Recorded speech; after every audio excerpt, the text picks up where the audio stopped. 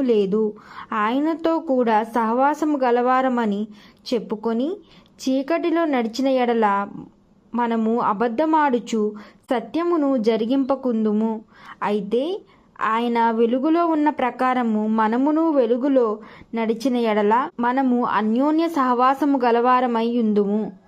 అప్పుడు ఆయన కుమారుడైన యేసు రక్తము ప్రతి పాపము నుండి మనలను పవిత్రులుగా చేయును.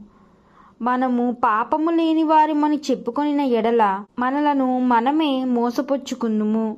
మన పాపములను మనము ఒప్పుకొనిన ఎడల ఆయన నమ్మదగినవాడును నీతిమంతుడును గనుక ఆయన మన పాపములను క్షమించి సమస్త దుర్నీతి నుండి మనలను పవిత్రులుగా చేయును. మనము పాపము చెయ్యలేదని చెప్పుకొనిన ఎడల ఆయనను అబద్ధికునిగా చేయువారమగుదుము, మరియు ఆయన వాక్యము మనలో